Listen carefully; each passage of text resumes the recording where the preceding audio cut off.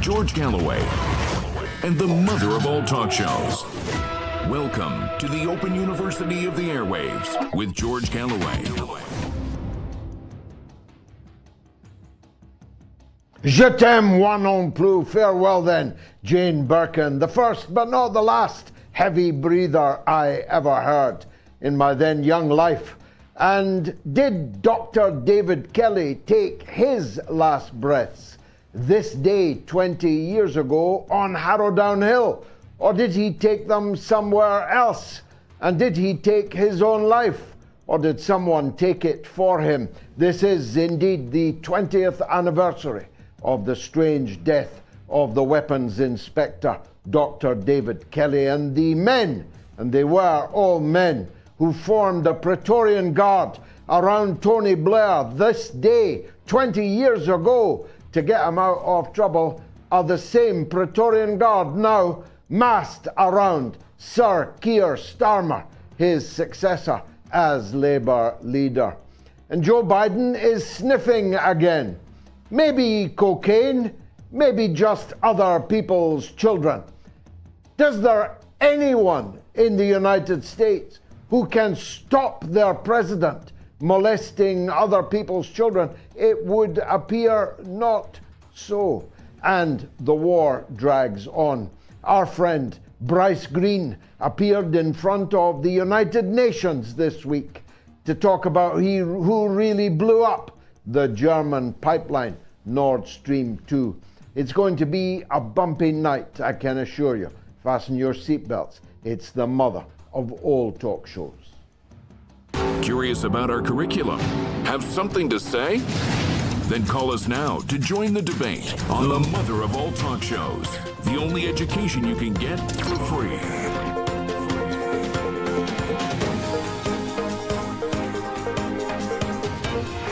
George Galloway, the mother of all talk shows.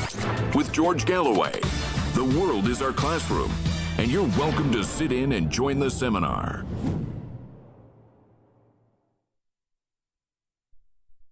Did Dr. David Kelly die on Harrowdown Hill? Did he die of natural causes? Or did he commit the worst act of suicide anyone ever saw, leaving not a single fingerprint on any of the means by which he was said to have committed suicide? Who moved his body from up against a tree where the first aiders, discoverers, found it, to lying on the ground some yards from that tree, as the police later reported it was found? Who burgled Dr. David Kelly's dentist, took away his dental records, and then returned them? Why was Dr. David Kelly important? How did he go from being a person with maximum security clearance, able to go and know anywhere and anything, to a maximum security threat? Who would have had the motive to kill this gentle scientist, a man who made his living in the shadows of the military-industrial complex of Britain and in the international community? I made a film about it, directed by the multiply awarded Irish film director Sean Murray. It's available. It will be made available free to my Patreons in the next hours, but it's available at my shop and on Amazon. You really need to watch it on this auspicious occasion, because David Kelly was in possession of truths that were so explosive that Jeff Hoon, the erstwhile Defence Secretary of Great Britain in Tony Blair's government, said that if the truth about the Dr. David Kelly affair were to emerge, it would bring down the Blair government in an afternoon. That's powerful stuff. That is gelignite of the highest order. Well, I don't prove in the film that David Kelly was murdered, but I do prove in the film that David Kelly did not commit suicide, could not have committed suicide, and that therefore he was suicided, and that therefore someone decided that a suicide would be preferable as a cover story for what actually happened. I have my own theories. I canvass them in the film. But one thing is certain: you will not watch this film and emerge from it any longer believing that Kelly cut his ulnar artery with a blunt knife on which he left no fingerprints. That much is for sure. If it was the case, they wouldn't have locked up all the papers concerning the Kelly case for the next 80 years. The youngest person watching this evening will be dead before the truth, the official truth about the David Kelly story emerges. Why does it matter? These governments kill people all over the world, but they don't normally kill their own high-ranking civil servants. And it shows, I believe, the incredible depths to which the British state sunk in the run-up to and in the conduct of and in the aftermath of the invasion and occupation of Iraq, that they were prepared to take this risk. They were prepared to commit cold-blooded murder in the Oxfordshire countryside, or at least cover up a death so discreditable to them that suicide looked like a more attractive cover option. I do hope that you will watch this film, because the Blair government was where the decline of Britain accelerated to the point of no return. The decline of our national institutions sunk beyond repair. Before the David Kelly affair, people had a residual respect for Parliament. I know I was a member of it for the best part of 30 years. People had a residual respect for the police, for the civil service, even, you may find this hard to believe, for Britain's national media, for the judiciary. But after the Hutton whitewash inquiry, no more. No one believes anything that any of the institutions in the British state say any longer. And that leaves this government dangerously exposed. They lie, and the media facilitates their lying. The media amplifies their lying.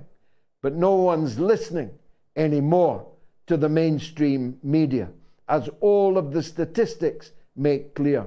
Parliament is a shell hollowed out with nameless, faceless apparatchiks from the bodies of the main political parties, filling the green benches where once men and women of stature once sat and rose to their feet to speak without anyone being entirely sure what it was they were going to say, what way they were going to break on any of the big arguments. No more. This Parliament is so small that a man so tiny as benwallace, the Defence Secretary of the United Kingdom of Great Britain and Northern Ireland, was seriously talked about for at least a couple of days as a possible Prime Minister, as a possible successor to first Boris Johnson and then Liz Truss.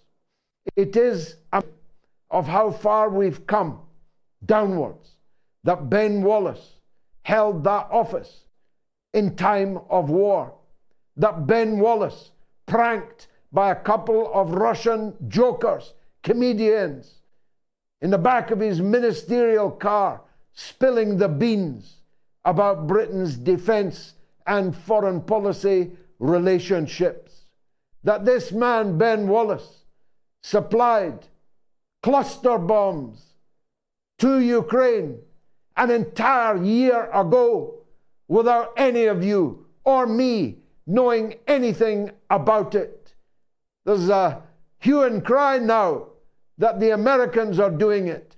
Benwallace did it 12 months ago. He also supplied Ukraine with depleted uranium munitions, which will leave childhood cancers in the maternity wards of the Ukrainian state, east and west, for decades to come, maybe even longer than that. Benwallace, who said that Vladimir Putin would be begging him for mercy when he supplied the latest batch of the weapons of death from the depleted British armory to the Kiev regime, has just announced that it's not Putin that's going, it's Benwallace, retiring, resigning from the government in a couple of weeks from now, retreating from the battlefield, running away.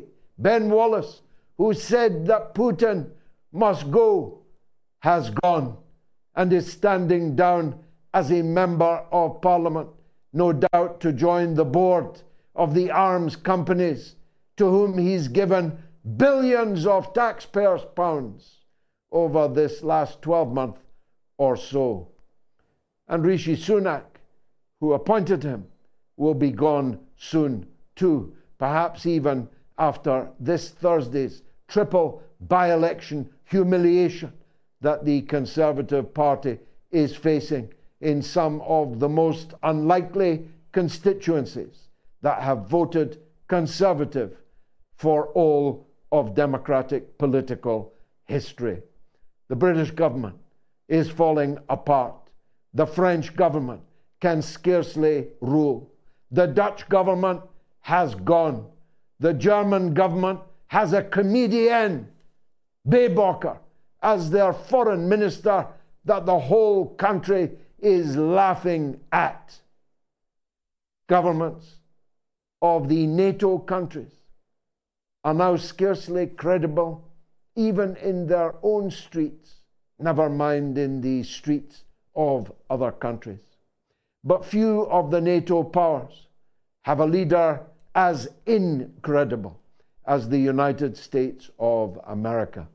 There he was again on his sniffing rampage, molesting other people's children every time he can spot one and get his dirty hands on them.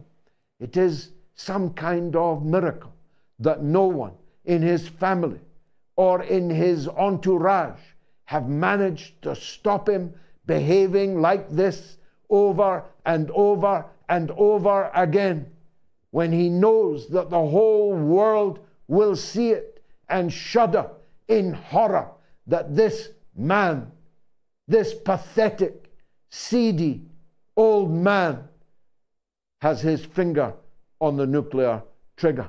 And this very week mobilized a huge new tranche of American reserve armed forces to go to Europe to take up position for what might become the final war. The First World War was said to be the war to end wars. The next World War will end wars, all right, because it will end all of us. There will be no one left to fight in any future conflict. We'll be looking at the sad state of American politics. We'll be looking at the cocaine sniffer, Hunter Biden, for it is he. How could it be anybody else except his father, which would be even more alarming still. The FBI say there were no cameras, there is no camera footage of who brought the cocaine into the White House. The Situation Room of the White House, where nuclear war will be launched. No cameras, no footage, just somebody there with a bag full of Class A narcotics. They say they have no suspects, and their inquiry is closed. Well, as soon as they said that, there was no need, no further need for an inquiry, because there are only 2 people in the whole world whose cocaine that could have been, given the FBI have no interest in discovering the identity of the sniffer. And those 2 people both share the surname of Biden. The war is going badly for Zelensky following the rebuff in Vilnius. His soldiers are giving up the ghost. They're surrendering in ever larger numbers. The Russian counter-offensive is spilling all before it, breaking through lines that haven't been through for a year or more, taking Kupiansk almost certainly this coming week, capturing places that will in the end be the demarcation line for the final separation of East, South, and West Ukraine. A stump state is all that will be left. A Kosovo is all that will be left. A Kosovo which, like the original, will then be the source of endless trouble for you. It will cost you for the rest of your life. It will cost the EU for the rest of time. It will cost NATO and will become, like Kosovo before it, the source of people trafficking, of prostitution, of illegal weapons, and of Class A drugs. It will be a suppurating sore in Europe. They'll still call it Ukraine, but it will in fact be a stump state, a state on your lap that you will have to tend for the rest of time. The rest, the East, the South, the entire coast will be a new Russian entity. There will have to be a new regime in Kiev, or the war will never end. Think about it. If this stump state is going to be a NATO entrepot, what was the point of the whole military operation? If it's going to become an armed camp pointed at the Russian territory, what was the point of the whole operation? And so absolute neutrality is going to have to be the order of the day in Kiev. And Kiev will rule over as small a piece of territory as San Marino or the likes. Lastly, our good friend Bryce Greene made it to the hallowed halls of the United Nations this week, emerging as the authority on who blew up the Nord Stream 2. Amazing, really, that a young African American, hitherto seen only on the margins of social media and here on the mother of all talk shows, knows more about, cares more about who blew up a crucial piece of European architecture, European energy infrastructure than anybody in Europe knows or cares about.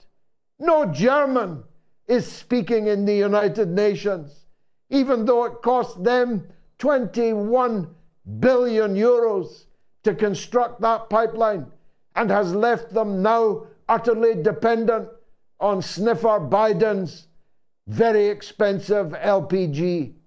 Even though it has wrecked the German economy, even though the deindustrialization of Germany is underway and gaining momentum, nobody in Germany wants to talk about who done it except Bryce Greene. And boy, did he bowl them over in the United Nations this week. We are very proud of him. My last point is this. I take no schadenfreude in this. But if Hugh Edwards comes back as the chief mouthpiece of British state television, reading the main news and officiating at great occasions of state, royal weddings and funerals and coronations amongst them, who will take us seriously again? Why would anyone believe a word that Hugh Edwards has to say? He has been lying to his own wife about his predilections all of these years, lying to his family all of these years. If you'll lie to your wife and your children, why would anyone believe you when you're speaking to the British people? And yet, amazing though it seems, a gigantic cover-up and deflection is underway. Take a look at my own numbers. When I speak about Hugh Edwards, a tiny audience ever gets to see what I've said.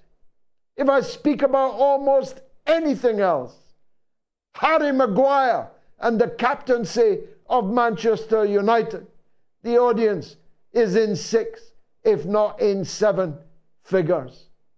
An algorithmic suppression, censorship of a central pillar of the British state is going on.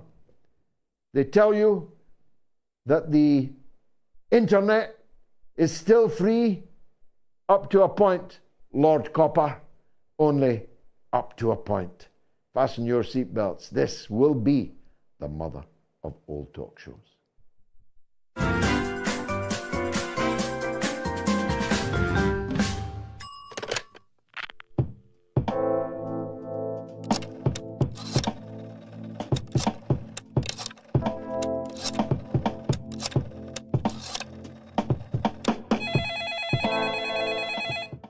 Donald is in Inverness on Assange. Go ahead, Donald. Hi, George. Good to hear from you again. I'm phoning about Assange, but really your audience is highly privileged to benefit from your international research. I mean, I've learned, tonight you told us about the misfired missile and the helicopter crash. We'll never hear that on mainstream news. Last time, Gonzalo Lira told us about Poland doubling its armed forces. These are very important pieces of information. Now, information is one thing, but what I want to do, George, is I want to raise the topic of conscience. But I want to illustrate it with an incident that I saw in a documentary in World War II. A U.S. soldier called Glenn Fraser had a Japanese officer's sword at his head, ready to chop it off to make him an example to others. And he was told that he would die for having his hands in his pockets in the cold weather. And did he have any last words to say? So this Fraser looked the fellow, this is the Japanese officer, looked him in the eye. And he told the Japanese officer that he could kill him. But he says, you cannot kill my spirit. He says, and my spirit will lodge in your body and haunt you until the day you die. Very powerful, Donald. I too, like you, believe in the judgment day. I believe in the afterlife. I believe that we will reap what we sow. And I agree entirely with the point you make about conscience. I put it this way, that my conscience is my daily communion with God. And if I follow my conscience, I won't do wrong.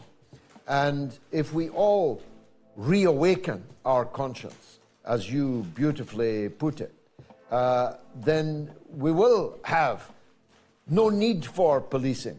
We'll certainly have less need for policing.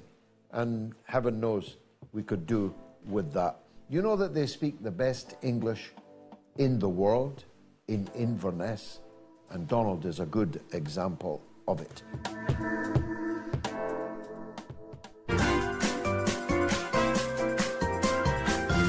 You are listening to the mother of all talk shows with George Galloway.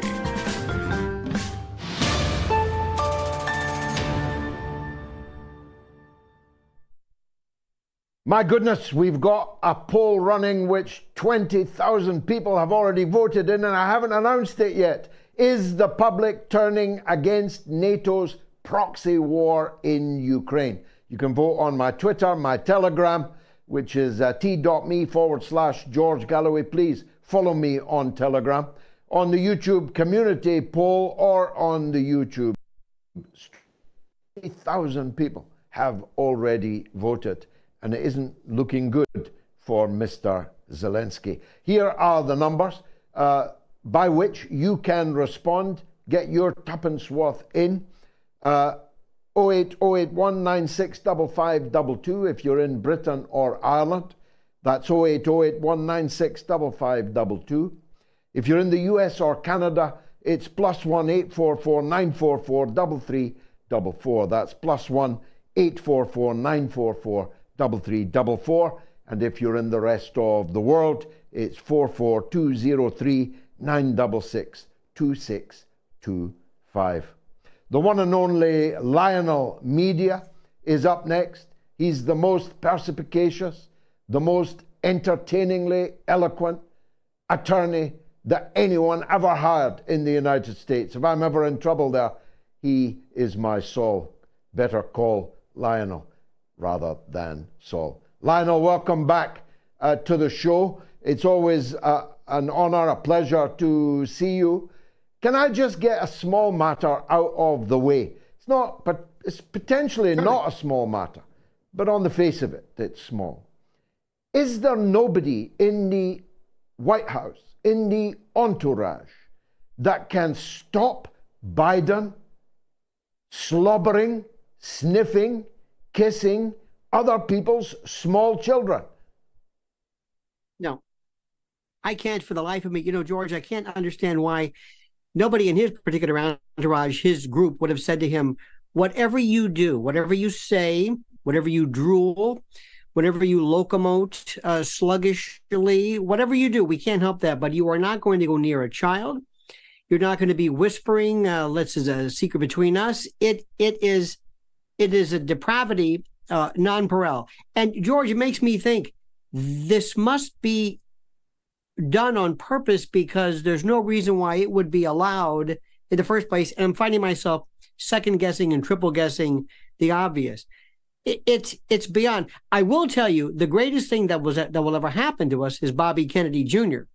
And if there is a fantasy that I could indulge and pursue, it would be Bobby Kennedy Jr. going third party and handing the next election to whatever Republican is there. And right now, as it stands, it would be Donald Trump.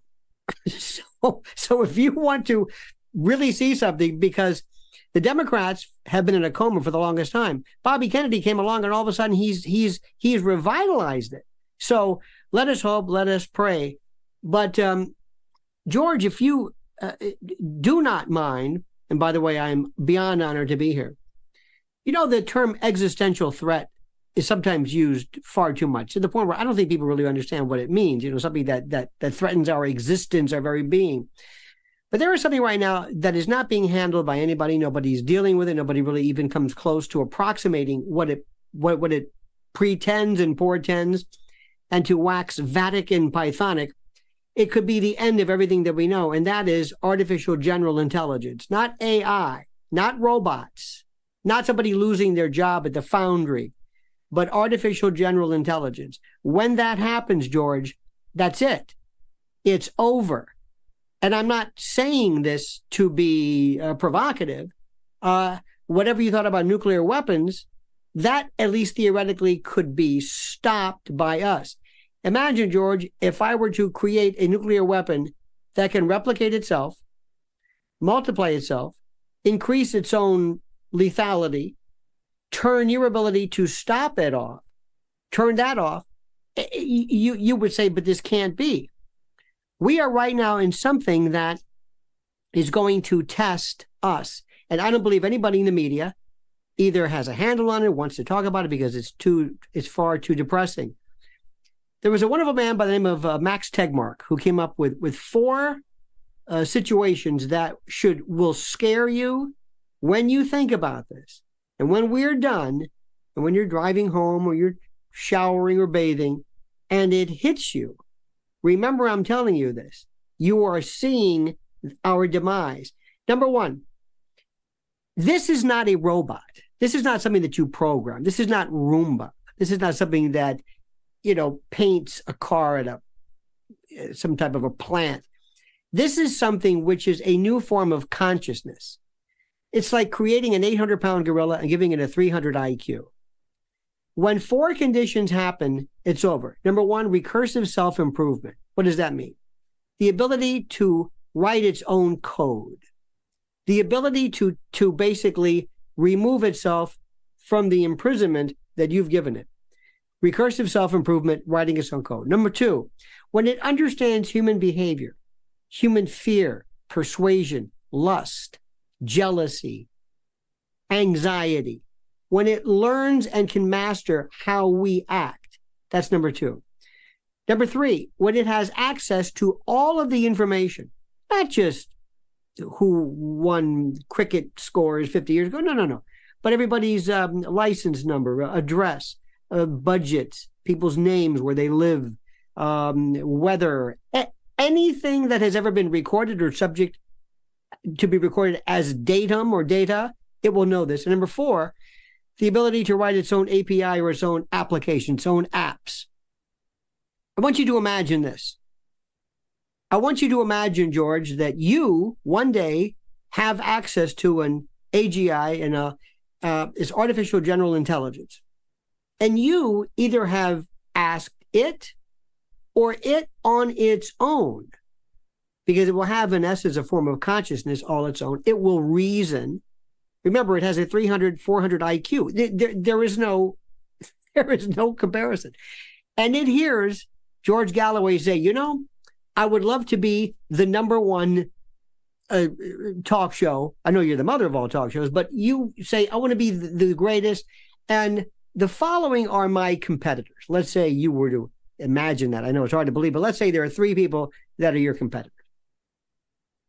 This particular application says, I know just how to do that. And it kills your competitors, or breaks into their system, hacks their code, disenables their ability to access their own signal, destroys the internet, destroys their, and you say, no, wait, stop.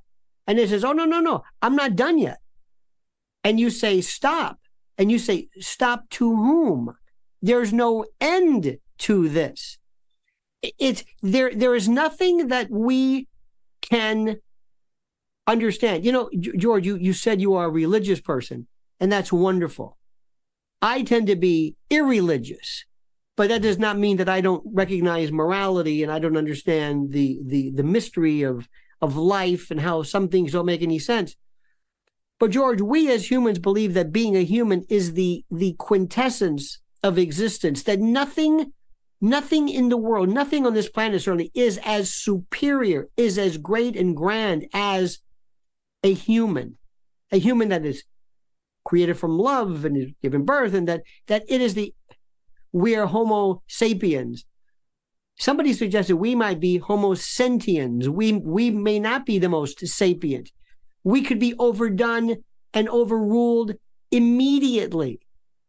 The Vatican, very interesting, has suggested that were we to ever address or confront extraterrestrials, EBEs, extraterrestrial biological entities, UFOs, aliens, whatever, they would not be subject necessarily to original sin.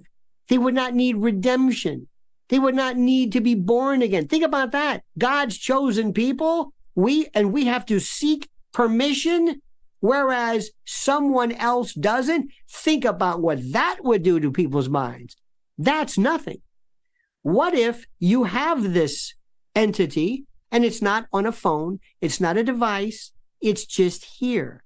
And it has a name, if you like. It can talk to you. It understands all about you. It knows you, your family, your children's names, your idiosyncrasies. It can smell. It can detect through your breath, perhaps maybe pre-diabetes, pre-Alzheimer's. It can look at you, and by virtue of looking at the way blood flows, it can tell whether you're upset or anxious. It is like nothing you've ever seen. Imagine, George, if one day, God forbid, one of your children, your beautiful children's voices were to be intercepted by this. Again, what is it? That's the hardest part. And it calls you, and it takes 3 seconds, and it can mimic your child's voice. And you get a phone call, and it's your son, it's your daughter, it's your wife. And they're in distress. They need money. They have forgotten something.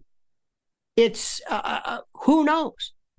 And not only that, it will know persuasion. It will know fear. It will be able to enlist the help of kidnappers, perhaps, by going into banks and securing funds and transferring it. Remember, this is an evil force that knows everything you know times 1,000,000. And none of it can be called back.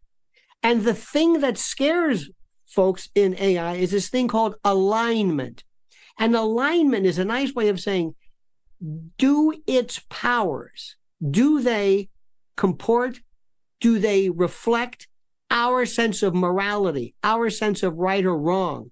What if it were to get into this system and just for grins, give Vladimir Putin or Zelensky or NATO or Xi Jinping the idea that ICBMs are on their way? What if it, by virtue of some weird AGI psychopathy, decides it wants to create the end of the world in order to accelerate our demise? Let me throw this one at you. What if every single thing that we have accomplished since from appearing from the slime and perambulating on the soil and going through a series of evolutionary, whatever your belief is, that everything up till now has been leading up to the day when artificial general intelligence is created? It has been waiting to be unleashed by us up till now. And once it has happened, and it has occurred, because greed is never going to get in the way of common sense. But what if it then turns around and says, thank you for your consideration, thank you for your help, thank you for unleashing us, now be gone. You are of no use to us anymore. It is something, George, the problem with anything you can talk about today on this wonderful program of yours, nothing is beyond the ability of your audience to understand except this. Because this transcends, this is science fiction on hallucinogenics. This is Arthur Clarke, this is 2001, this is Asimov robotics on a scale we've never seen. And once it is released, it can't be called back. You don't know what it is. You don't know where it goes. It doesn't lend itself. Once it's here, you sit back and say, do we realize it? Do you see the internet shut down? Do you see cable systems shut down? Do you see elections foible? Do you see locks not work? Or, and let's not forget the idea, maybe perhaps it might say, because it just figured out how to, it just decoded protein folding, which nobody thought anybody could ever do. What if it says, we're going to accelerate cancer research? What if the next time your wife or your loved one, instead of going to a doctor, has a mammogram? And this device, machine, this ability to learn, looks at every mammography, every mammogram ever taken in the history of mankind, learned what to look for, and in a picosecond, it can immediately detect whether it's cancer, precancer, chart a course of treatment, like that, by not one physician with 25 years experience, but 1,000,000 years of experience. What if it's able to figure out juvenile diabetes, juvenile cancers, leukemias, by virtue of this power? So it can be good. The thing is, we don't know. We hope that it is guided by something, this alignment, that is consistent with our worldview. Because, George, if it's not, if for some reason it shows this natural, what we would call depravity or psychopathy, it's over. And what, in a weird way, Putin and Zelensky would stop and look at each other and say, wait a minute, hold it. What do we do? Israel and Palestine, it's almost like in a weird way, it could bring mankind together to figure out how do we stop this? And then we're going to say, where did this come from? OpenAI, Google, Microsoft, and all of these people whose names you've never heard of, and people who've been warning us, Eliezer Yudkowsky and Tegmark and even Elon Musk, they were telling you they wanted a 6 months pump the brakes, a moratorium. But oh, no. Human greed said, we're not going to stop. We have shareholders to think about. And I want everybody, when we're done, of course, we're done, to think about this and learn, read, listen to what's being said. Because this is something that the human species has never, ever dealt with. If you thought nuclear weaponry was something, if you thought that was an existential threat, my dear friend George, this is like nothing you've ever seen, and dare I say, nothing you could ever even imagine.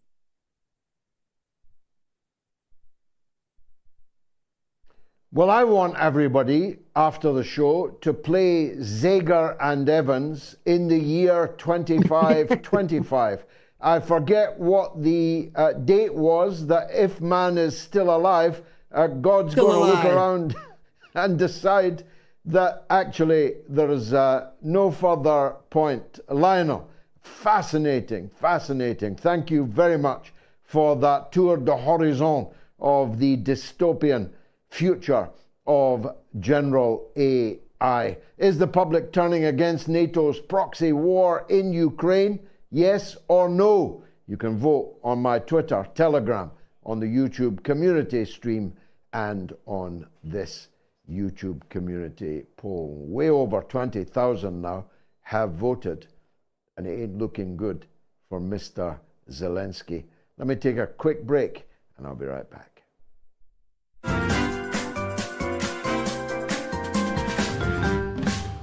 You have to remember back in 2002, 2003, there was a wish by George Bush for regime change. That's what was driving him. Nothing to do with weapons of mass destruction, which of course didn't exist in Iraq. So they had to construct some sort of formula, some sort of cover story in order to persuade the British public that intervention in Iraq was right. Now, David Kelly, as an expert in weapons of mass destruction, knew that this was untrue. He knew that there were probably no weapons of mass destruction in Iraq. That was a guy that could have brought down, the whole system. I reckon you're chaff. You're being thrown up to divert our probing. The Foreign Affairs Select Committee, that parliamentarian briefing, I think that was an indignity to him. We saw it on the news, and my very first thought was shock. Oh my God, you know, this man is in the eye of the media hurricane. He should be protected by that at least. You've got blood on your hands, Prime Minister. Are you going to resign over this?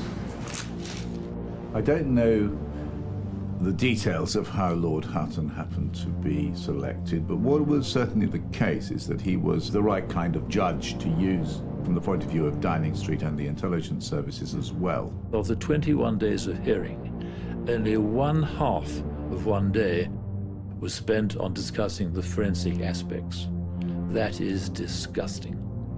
We were given the Hutton report the day before it was published, but actually what happened was he went too far. The events of 2003 were disgraceful ones in this country's history, and it's unfinished business. Those responsible for an illegal war, those responsible for the death of David Kelly, have not been brought to justice. There's been no inquest into David Kelly's death. There needs to be one. We need to make sure that those who behaved in a reprehensible way in 2003 are finally brought to book.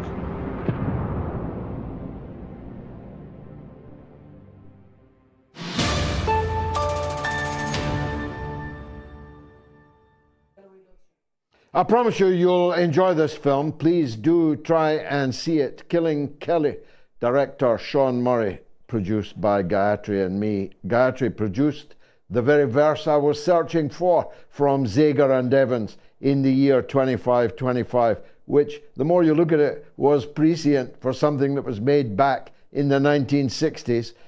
In the year 7510, if God's a-comin', he ought to make it by then.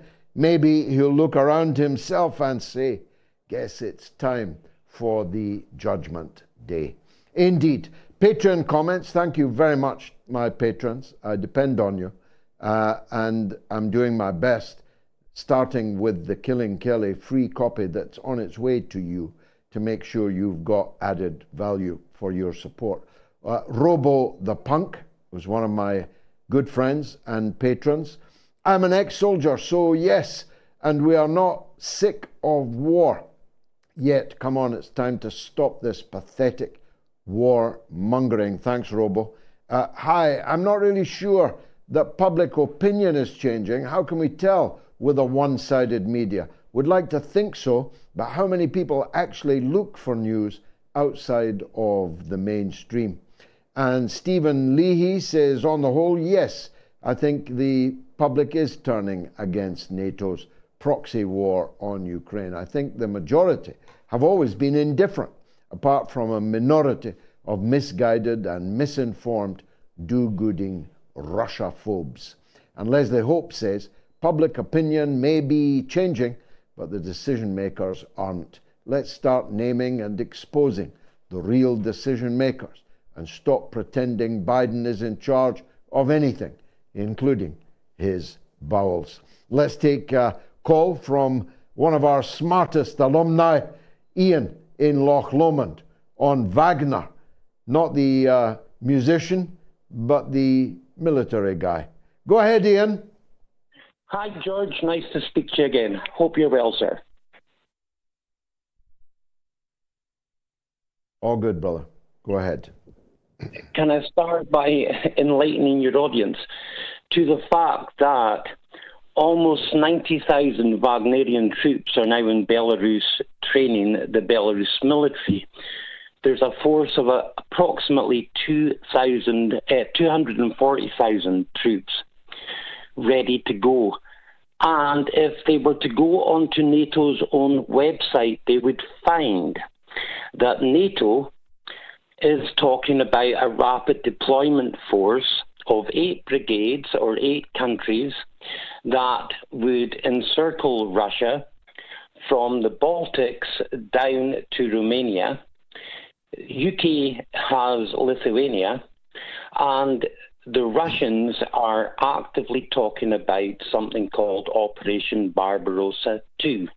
Barbarossa, as you know, was when the Nazis made their all-out assault on the Soviet Union in 1941. The Wagnerians are there to take what is called the Suwalki Corridor. It's a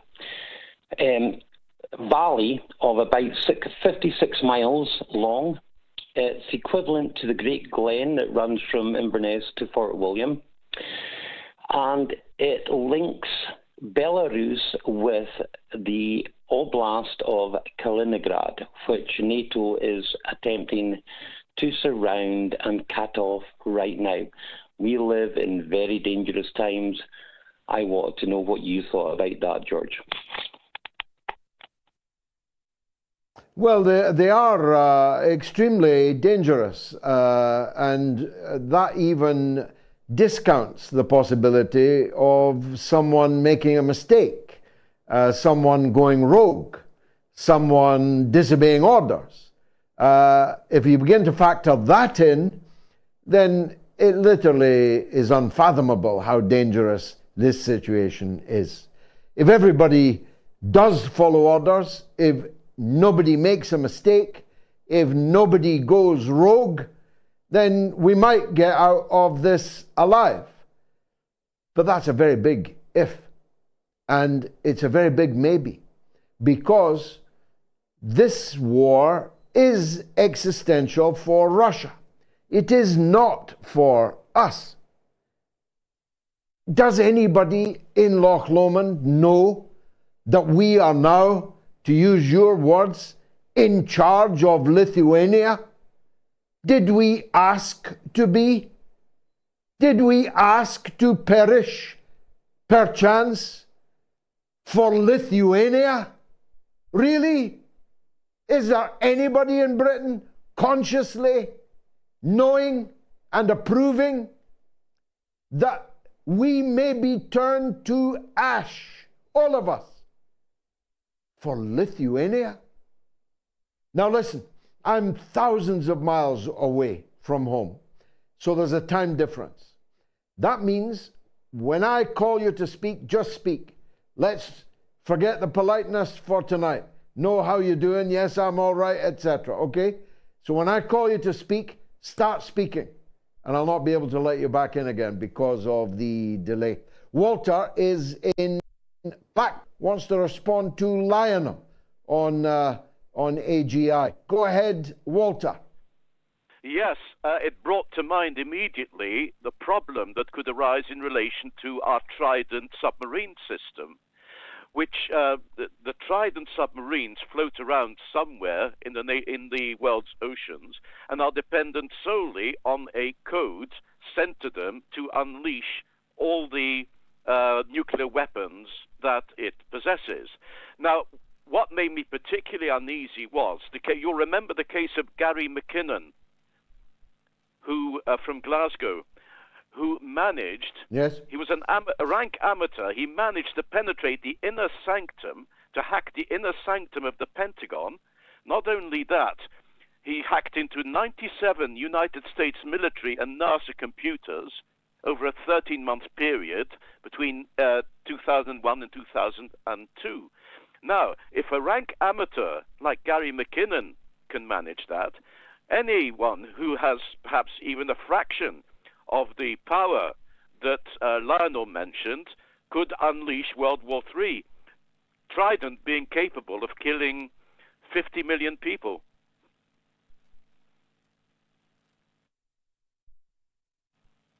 It's enough to give you the heebie-jeebies. Walter, thanks for saying that. Email from Tony, and by the way, our email address is onair@moats.tv. Hi, George. The Ukrainian army admits Kupiansk and Lyman are in jeopardy, and they are now building defense lines in Slavyansk and Kramatorsk in preparation of a Russian offensive. Indeed, an offensive that will scatter all before it. Tony, thank you. David is in San Francisco. Welcome, David. Yeah, morning, George, or evening for you. Yeah, I heard your discussion about the Ukraine, and when I did a little bit of research on it, Wikipedia, they mentioned that about 25% of the world's topsoil is there. 25%. So that means that there's a massive amount of, hunger, in future years, dependent upon what we do now. And do I understand right that Russia is now just a pack of oligarchs and maybe even considered the corporate state? And as such, can you count on the corporate state ever doing the right thing? You know, if they tend to be type A personalities and type A, demands from the top down as opposed to any kind of good input from ground up, can we ever expect the world's topsoil to be safe when you're starting to face off against an attack from just what seems to be a corporate takeover of the world's food supply? Actually, the corporate takeover of the world's food supply is coming from the West and has already bought substantial parts of property, land, agricultural land, and capacity, which will probably never again be under the rule of Kiev, will be part of the sector which will be controlled by the Russian-speaking people in eastern and southern Ukraine. These are the oligarchs that you need to worry about. It's funny that when these people are Russian, they're called oligarchs, but when they're Western, British, American, they're called businessmen. Businessmen like BlackRock and the rest. These people are pirates in a very leaky flotilla that we find ourselves a part of. And if you want to compare and contrast, the quality of political leadership between both Russia and China and Britain and the United States. Someone did a poll recently, got a staggering level of response and a very surprising result. 77% of people in Western countries would rather be governed by Putin than Biden or Sunak or Macron or Trudeau. 77%. Now, I say surprising, but when you look at the latter and when you look at Putin, it's actually a bit of a no-brainer. Now, Putin runs Russia and Lavrov runs their foreign affairs.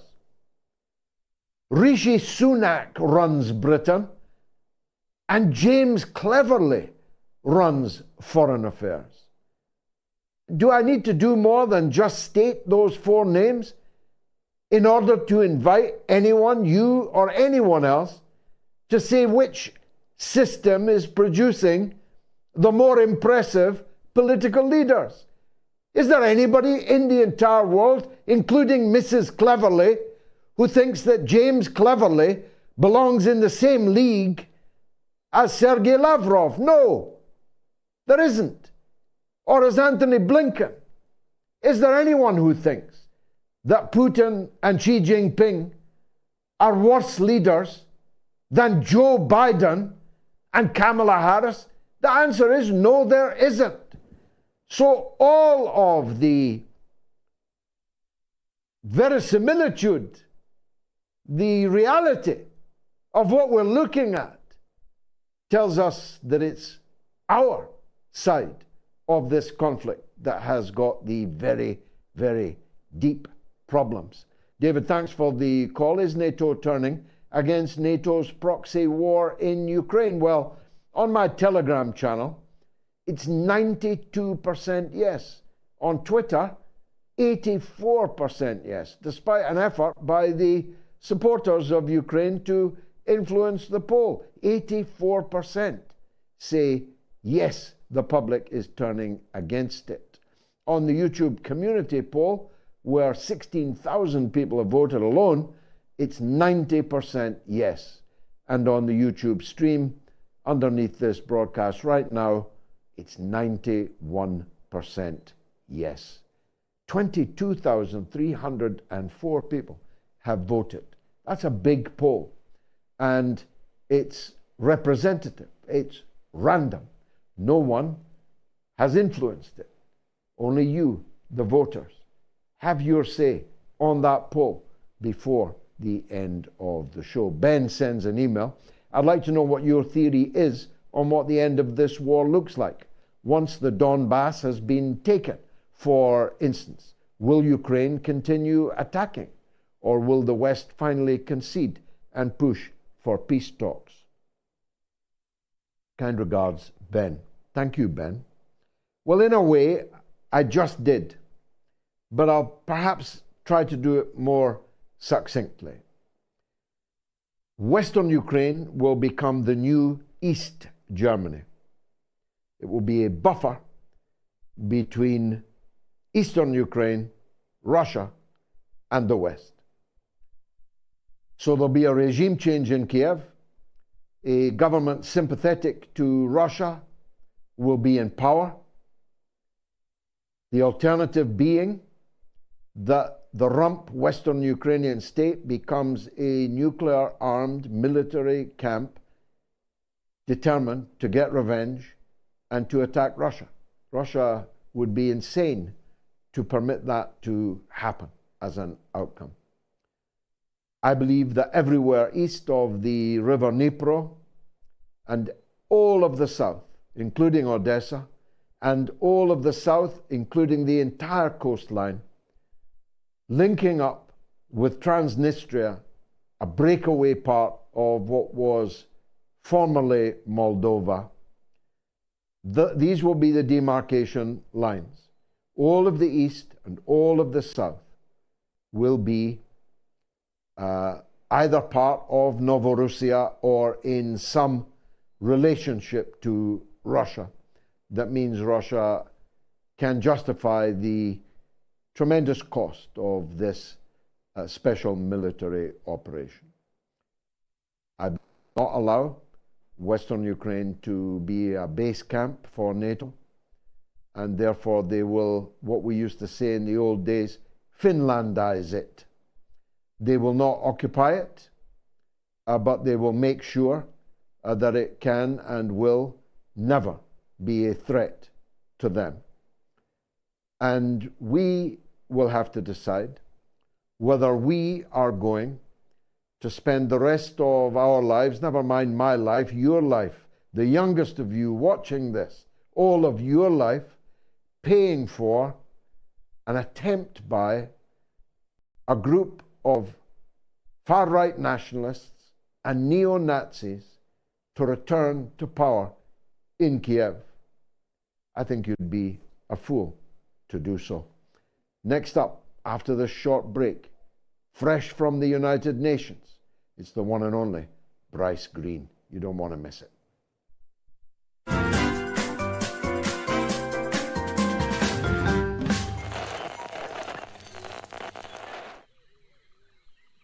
The airwaves.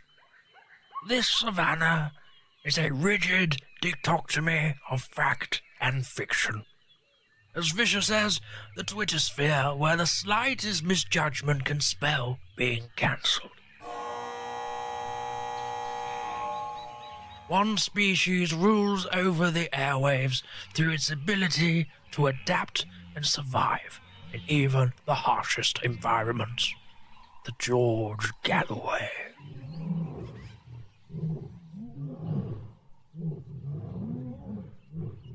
The top cat in these parts, it is mostly active on Sunday evenings in Britain and mid-afternoon in the United States. It seldom roars during the day. Most notable for its wide variety of headdress, it protects these parts from the mainstream media. You can catch this fine specimen on the mother of all talk shows. Don't pick a fight with it. They've been known to bite back.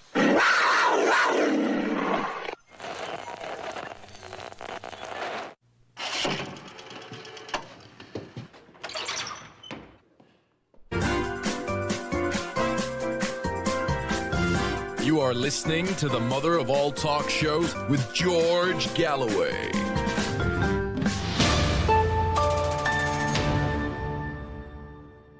Heading towards 25,000 votes now, could be actually a record if you get voting. Is the public turning against NATO's proxy war in Ukraine? Here are the phone numbers.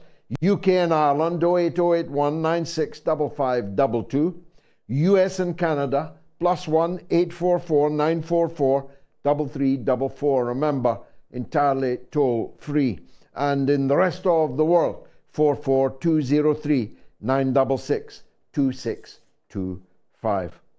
Bryce Greene is a brilliant young man, so brilliant that he ended up this week in front of the United Nations itself to do what none of the European Union countries appear to be ready to do, maybe even able to do. Maybe they literally will find themselves sleeping with the fishes down by the Nordstream if they were to talk about what really happened in the biggest act of ecological terrorism in the history of mankind, and something that the Europeans will suffer from probably for the rest of our lives. Bryce Greene, fresh from New York and the UN, joins us on the mother of all talk shows. Bryce, for those who didn't get the chance to see your address, and all should go and look at it after the show, summarize, please, what it was that you told to the nabobs in the United Nations. All right. Thank you for having me here, George. What I mentioned in front of the UN, I just really went over some of the history and the publicly available facts that we currently have about the Nord Stream pipeline explosion. I went over the fact that the pipeline, which was a Russian and German pipeline, was designed to closely integrate the economies of Russia and Germany, which is something that the U.S. has been hostile to for a long time. But immediately after the pipeline explosion, there was all this speculation about who the primary culprit would be, and universally, almost universally, Western media and Western officials came out to tell the public that it was Russia who blew up their own pipeline. Well, pretty quickly, they realized that there was no real motive for Russia to bomb their own pipeline, and Western media organizations settled on a pretty, what I believe to be a pretty weak explanation for why Russia would be involved. They said it was some sort of vague reminder from Moscow about just how vulnerable Western energy infrastructure is. But this had a number of problems with it, namely that Russia had tried to get this pipeline open for a long time, and immediately after the explosion, they rushed to see and price out how much it would be to fix. But the biggest problem was that this explanation ignored the largest and most obvious culprit in the attacks, the United States. Just the prima facie case for the United States is overwhelming. As I said, the U.S. has had a long project of trying to prevent the integration of Russia and Europe. The first NATO Secretary General, which is what I told the UN, Lord Hastings Ismay, said that the goal of NATO was to keep the Americans in, the Russians out, and the Germans down.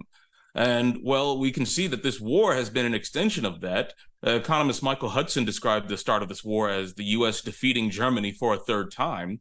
And part of that was cutting off Russian gas from German manufacturing.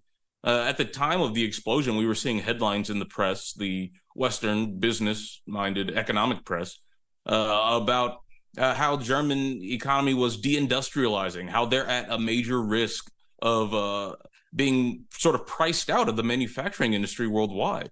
And this was exacerbated by the Nord Stream pipeline explosion. And the U.S., they benefited greatly from it. U.S. gas manufacturers are now making billions of dollars by replacing Russian gas that is headed towards Germany. What's more is that if you look beyond the interest, the actual statements of American officials were pretty suggestive of an interest in making sure that the pipeline, A, didn't go online, and B, was destroyed.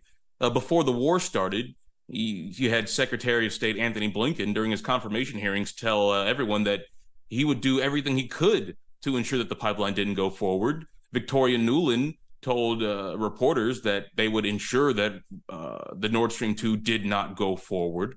Joe Biden said that he promised us that he would be able to end Nord Stream 2 if Russia should invade.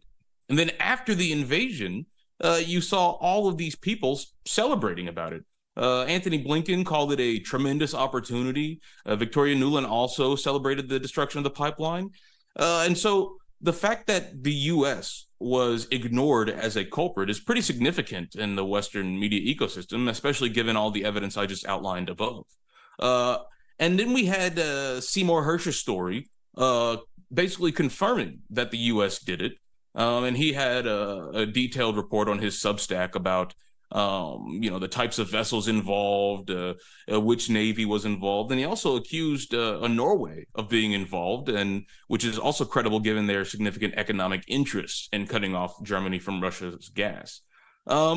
But after Hersh's story came out, we started seeing reports in the Western press about how it wasn't the U.S. who did it. It was actually a group of Ukrainians. And, reports were pretty clear and pretty quick to stress that it wasn't necessarily Zelensky. It wasn't the media darling that everyone has come to know and love.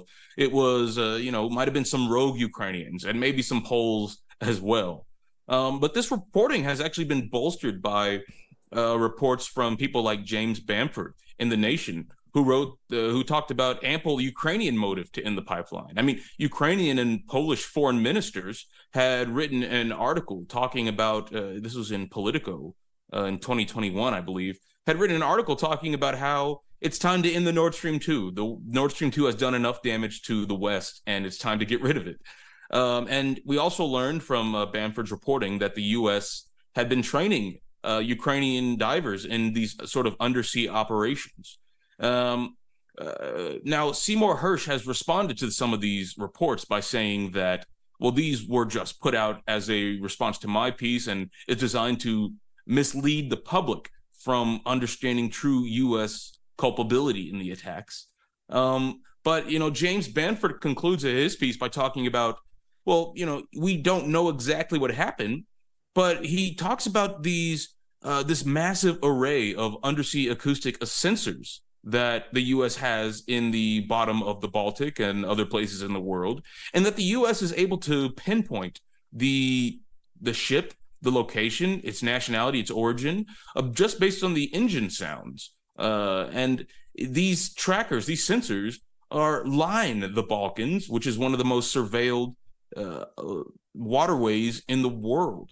And so in addition to satellites, we also have these undersea acoustic sensors that would have relayed information pretty quickly, immediately after the attack, about the vessels involved and about what countries might have been involved.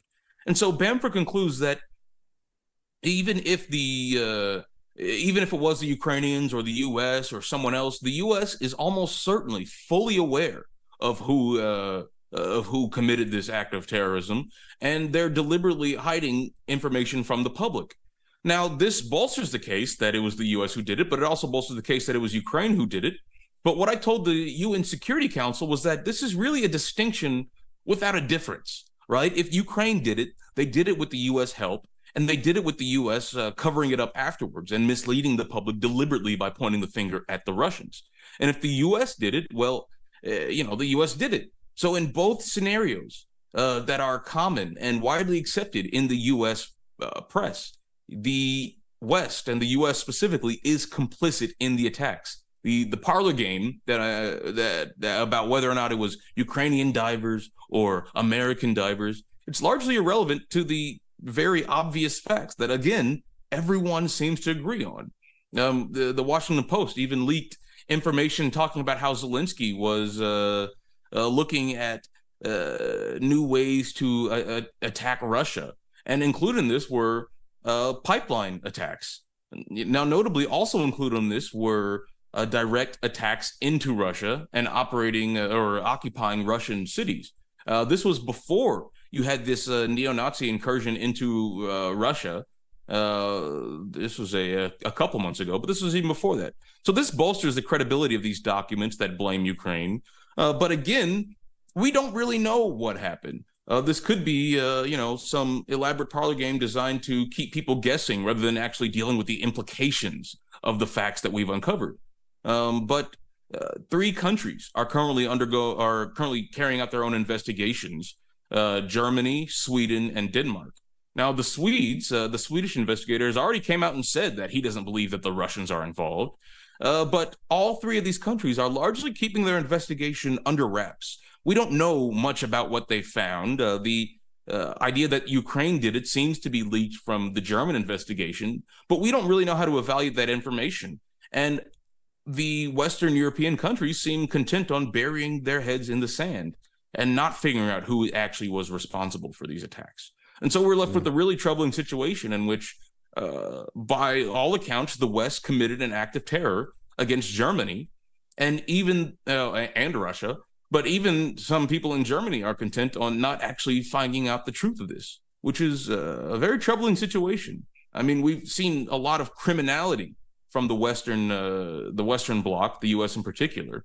But this, I mean, it's a direct attack on an ally, and it's dramatically harming their economy. Are we going to let this slide? Are we going to allow the Western press, allow Western institutions to bury their heads in the sand? I mean, it's a trick question because we don't really decide that, do we? I mean, it's up to them. Well, eventually, no, not we, but you have done a sterling job in getting this point. Can I ask what was the reaction in the Security Council to these blistering truths?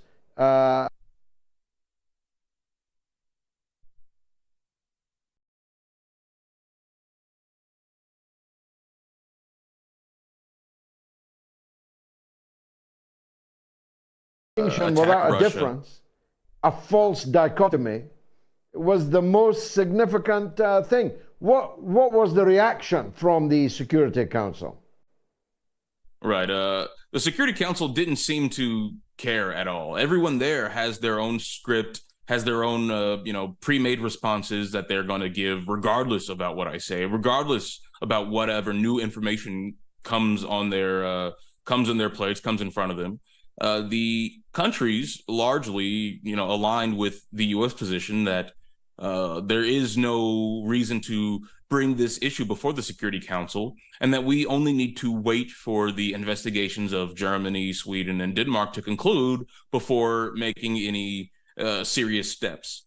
Now, at a previous session, the U.S. had proposed to, or not the U.S., Russia had proposed that the UN Security Council actually take on the investigation themselves and investigate it as a body.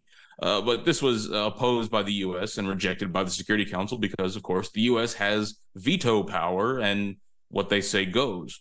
But other countries like China, they were somewhat less dismissive of Russian concerns. They merely said that, the parties involved should work to resolve this in a serious manner. And there were a few other countries who also had a neutral tone. But again, no one actually reacted to the information presented. No one actually reacted to the fact that in the West, the consensus is that the West was responsible for this attack. This despite, all these high-level people saying that we're going to have a robust response to this horrible attack on Allied infrastructure. None of them actually cared. They came there with their scripts and they left having said them. But my goal was to bring some of these facts to the public. And there aren't a lot of people who are seriously studying this. As I said, there are a few. There's Jeremy Scahill at The Intercept. There's my colleague who also went to the UN Security Council, Jeffrey Brodsky, who's doing some good reporting on this, James Bamford, who I mentioned, Seymour Hersh, obviously, but not a lot of others. Not a lot of other people are interested in this attack. And so it's up to alternative media people. And none of the names you, and none of them are German in the names that you mentioned there. What is happening at the UN? Two friends of ours, of the mother of all talk shows, Max Blumenthal and now Bryce Greene, are making it past the red tape and into the belly of the beast. How is this happening? How are they allowing people like Max, like you, to address them? Right. Well, these meetings are typically called by the delegation that has the most interest. And I was specifically invited by the Russian delegation who has been familiar with my work and been familiar with Max's work clearly. Of course, we made it clear beforehand, before we appeared, that we would be able to say exactly what we want and there wouldn't be any interference in our statements. But the fact is that the Russians are actually concerned about getting some of these facts out and bringing some of these facts to light, whereas the Western side is completely content with burying their heads in the sand. And now there are people who will say that the testimony is tainted because, we're showing up on behalf of the Russian delegation, but that's not wholly true. And also, we believe that our words and our statements speak for themselves. And anyone who is concerned about whether or not my statement was factual or not, I've published my remarks in their entirety as I submitted them to the UN, along with citations for everything I say. I published them on my own personal Substack. I believe it's brycegreene.substack.com. But they're there. And I've also published about this issue at Fairness and Accuracy in Reporting. Seymour Hersh also published on Substack. The information is out there for anyone with access to a search engine. And so, claims about whether or not we are being unduly influenced, I think, are overblown, and they distract from the actual facts of the case, which I think are extremely important with respect to the U.S. attacking its ally or covering up an attack on its ally for political reasons. Bryce Greene, you're a star. Thanks for joining us on the mother of all talk shows. Everyone should look at Bryce's performance at the UN Security Council. It was quite something, I can tell you. Is the public turning against NATO's proxy war in Ukraine? Well, nearly all of you think so, and that all of you is heading towards possibly a record turnout in the poll. You've still got about 40 minutes to vote. Is the public turning against NATO's proxy war in Ukraine? Vote on Telegram, Twitter, YouTube. Let me take a quick break. I'll be right back. Then it's your show all the way to the end.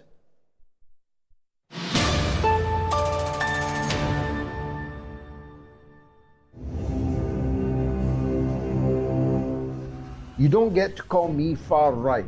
You don't get to call me that on my own show. A lifelong socialist, the leader of a socialist party, the Workers' Party of Britain, with an Indonesian wife, with 5 mixed-race children, with a record of fighting racism all of my life, representing more people of colour in the British Parliament than anyone in history by a country mile. You don't get to call me far right. These kind of idiotic insults tossed around by infantile leftists who think that anyone to the right of them is a fascist, is a racist. They are the cause of the crashing and burning of what used to be called the left. They are the cause of it. They have discredited leftism with their foolish, idiotic isms and ists and smears that emanate from them like a bad smell.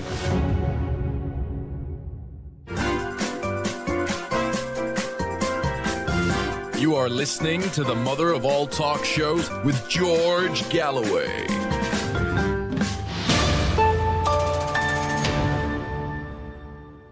Email from RJ. Hi, George. Do you think Russia will build a wall to separate itself from Ukraine post-war? Thanks, says Roy. I don't know. Maybe we could call it, an iron curtain. On line 1 is Philip in the US, in West Virginia, but on Ukraine. Philip, welcome to the show. Just say what you would like to say, please. In the United States, we believe too much of our own propaganda. We don't need to be interfering in the Ukraine. We should not be interfering. We need to worry about Joe Biden and our government in Washington and our allies. There's too much hate. I'm a conservative Republican, and I don't believe in our interfering in other countries. And as far as Mr. Putin, he's doing his job as the president of the Russian Federation. He's to protect his interests, as our president is supposed to be protecting ours, or your prime minister yours. I just appreciate, Mr. Galloway, you having a show that tells us, lets us express ourselves. And this is a thing that we need. All the people in the United States certainly need this.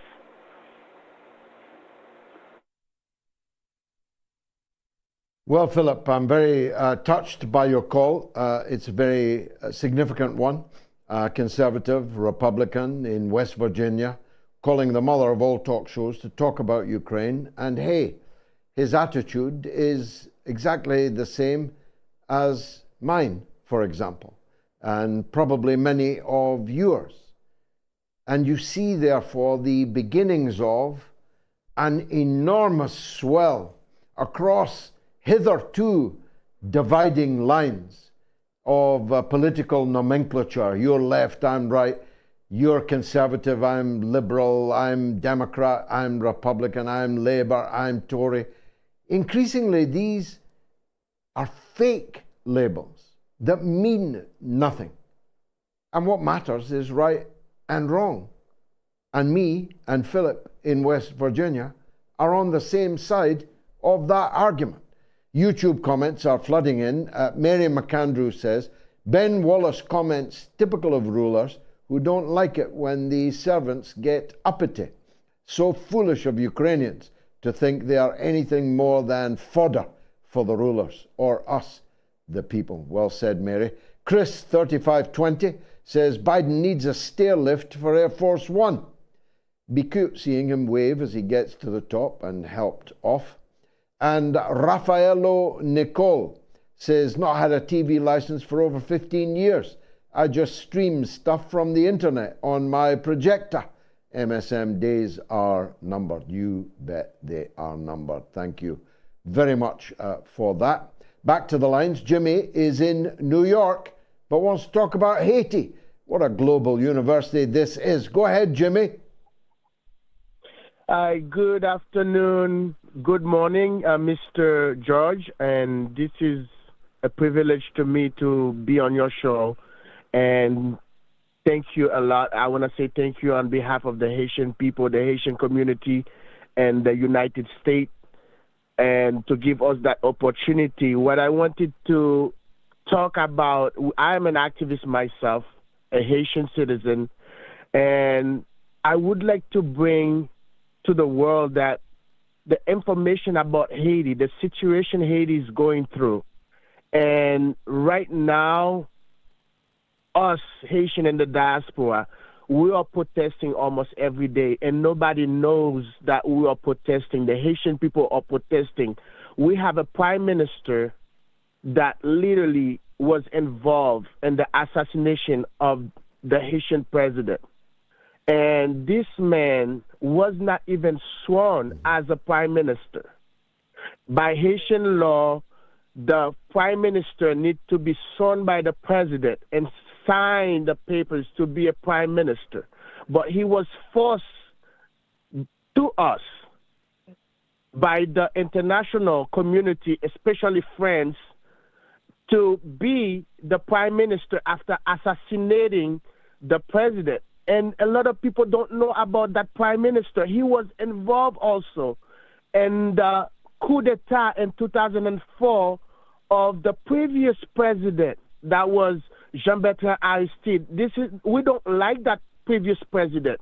But when you keep doing coups and assassination, they create a vacuum. And the country, like the Haitian people, are dying. We, the Haitian diaspora, we have to support many people in Haiti, and we want the world to know that the U.S., France, Britain, they're all supporting the suffering of the Haitian people. We are, every time we are in front of the United Nations building, we go to the United Nations to protest. They never show anything that we are doing, Mr. George. Hello? Yeah, look, there's a big time difference. That's why I'm not responding, and why it's a slightly odd and stilted conversation. But the cry for help that you made was heard by all of our audience all over the world. The thing that struck me most, if you'll forgive me, was your words, especially France. You would have thought, wouldn't you, that the government of France had more than enough of its own domestic troubles on its own doorstep, in its own streets, in its own economy, to be interfering in Haiti, which was their colony, filled with slaves who rose up and overthrew the colonists and murdered the slavers, and became the first free African republic in the Caribbean. They've never forgiven them. Sarkar, a legend, is in Glasgow on NATO. Sarkar, go ahead, sir. Good evening, George. Thank you so much once again for being the voice of reason, and most importantly, giving people who speak the truth a platform to share their views. And you have been giving me the option for the past 3-4 years. I appreciate. Most Tuesdays, Sundays and Wednesdays are my routine. Thank you so much, George. George, my question with regards to NATO, I'll be honest, like, I'm confused. Are NATO the biggest snake oil salesman? Or is Zelensky the biggest fool? Despite all the track history of West using puppets and when their job is done, throwing them like a chewing gum, how was Zelensky such a fool? I thought he was an actor. Actors are supposed to be smart in understanding characters. He was literally insulted as badly by benwallace, who said, listen, mate, we are not a delivery system company like Amazon. We cannot keep supplying you weapons. A head of the state being insulted by someone who's not even the head of the state. I mean, the only worst insult could be telling him, listen, mate, we have had our coffee, take the plates away. That would have been a worse insult, or could be as bad as what he got. When will these people realize that every time you get used by NATO, as soon as your purpose will be done, you will be dumped? And is the war finally coming to an end? And as you said earlier in the show, Ukraine would be one side totally towards Russia, and the other side would be like a buffer of like it was in East Germany. I'd like to hear your views, George. Yeah, very well said. I mean, I don't think that Zelensky is a fool. I think he is an actor, and he's playing a relatively short run on Broadway, for which he has been and will be paid magnificently. Has already been. If you look at Scott Ritter's new film, Agent Zelensky, your eyes will water at the money he's already been paid. And it's not over yet, quite. So he's not a fool. He's an actor who is told, you'll get a fabulous gig on Broadway. We don't know exactly how long the run will be, but it is a limited run. And if you can get out of the theater alive, your quid's in. You'll live like a king for the rest of your life. You'll never work again. You'll never be a political leader again. You should think yourself lucky that you escape with your life at the hands of your own people, and you can go and count your money on the waterfront in Florida, in Israel, or in Baker Street in London. Imagine Sherlock Holmes be turning in his grave. Thank you, Sarkar. More YouTube comments. Ron Calvert says, Zelensky, who does he think he is, begging for more and more and complaining, wearing his stupid clothes, traveling the world, visiting everywhere, sipping wine yesterday. Thanks, Ron. Jiggermass says, great show tonight, George. Any chance of getting Roseanne Barr on sometime soon? I'd be delighted. I once worked closely with Roseanne back in the 1980s, before she really, really hated me for reasons I can't quite fathom. But times change. Tide come out. If she's watching, Roseanne, we'd love to have you back on about Ukraine. I think many people in the audience would love to see it. Phil Platt says, George, thanks for telling callers to stop asking how you are after every other call. It wastes so much time and is so tedious. Well, it's kind and mannerly, but we can't do it tonight for sure because of the time delays. The phone numbers, 08081 965522 in the UK and Ireland. In the US and Canada, +1 844 944 3344. In the rest of the world, 44 203 966 2625. Askar is in Florida. Let's go there. Who wouldn't? Go ahead, Askar. Hey, good afternoon, George. How are you, sir? All good. Go ahead, please. Okay, my apologies. How are you today, sir? It's a pleasure to speak with you.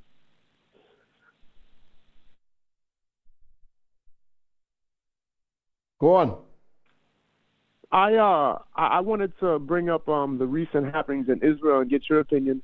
Prime Minister Netanyahu, Likud Prime Minister Netanyahu recently came down with a serious heart condition, and he was obviously placed in the hospital, and he was discharged almost right away. It's obviously due to the stressful turmoil that's been going on in their country in regards to the proposed judicial reforms, which I see as an obvious attempt by the Netanyahu regime to consolidate power and create a dictatorship. And all the protests that have been going on, including the brutalization of protests by police officers and whatnot, it's something that I've never seen before in my lifetime. I've followed the conflict very closely, and I'm someone who has a tremendous amount of solidarity with Hamas and Islamic Jihad and Hezbollah and the organizations, the regions that choose to fight for sovereignty and self-determination. And, I think they're heroic. I think they're legends. I think they're people who deserve a seat at the table to be able to share what their community's grievances with Israel's presence in the region. I also saw that the Air Force reservists in the Israeli Defense Force are also taking their own actions to oppose the regime that they feel like is within their own scope of self-interest.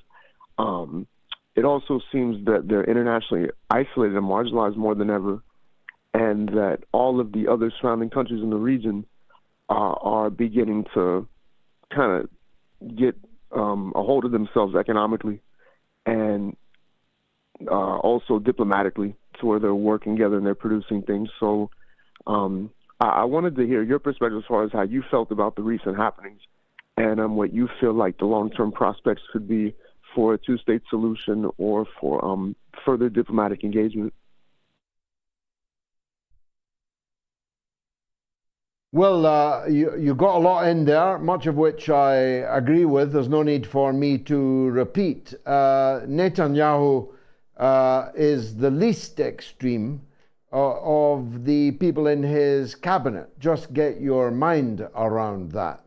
Netanyahu, the worst leader that Israel ever had, is now the moderate in the Israeli cabinet.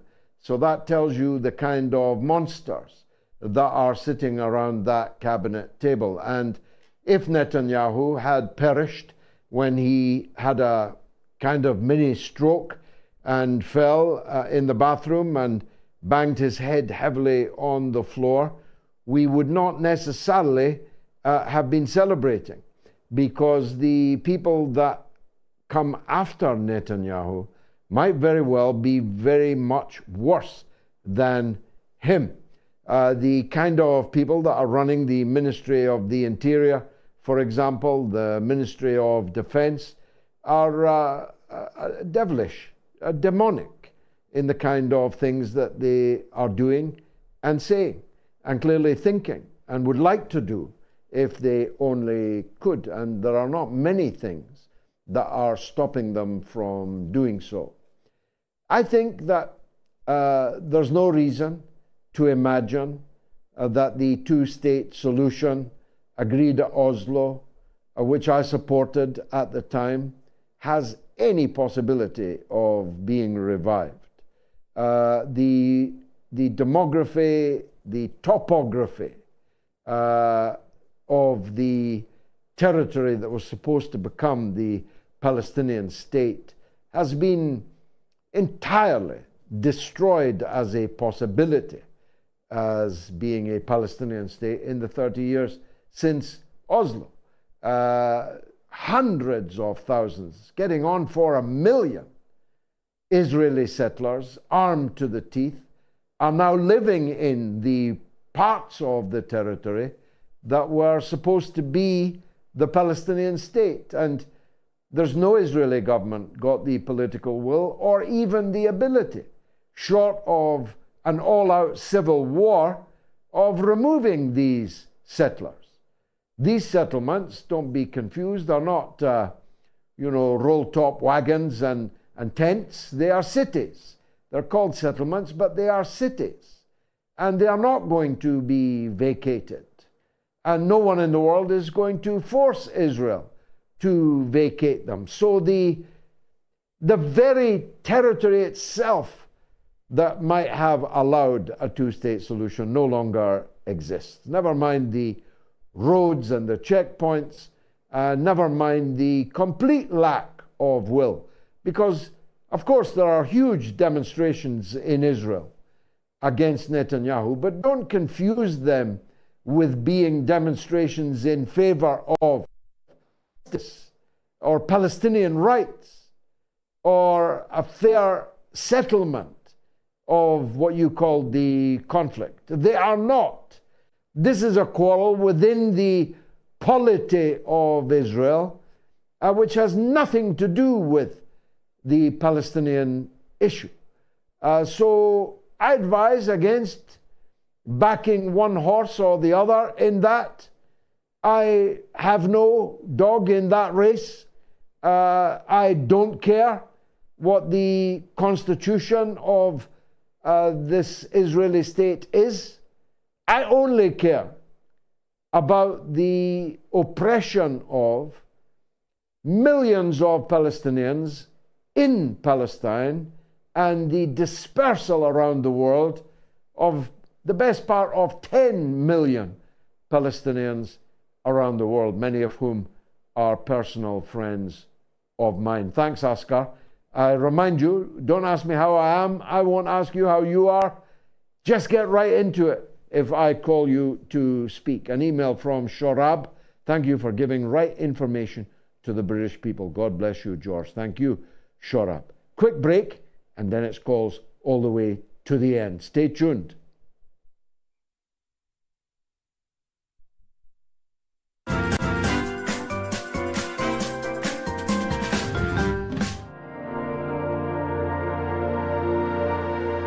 As the green smoke rose, their faces flashed out, pallid green, and faded again as it vanished. Then slowly the hissing passed into a humming, into a long, loud, droning noise. Suddenly, a humped shape rose out of the pit, and the ghost of a beam of light seemed to flicker out after it. Forthwith, flashes of actual flame, a bright glare leaping from one to another, sprang from the scattered group of men. It was as if some invisible jet impinged upon them and flashed into white flame. It was as if each man were suddenly and momentarily turned to fire.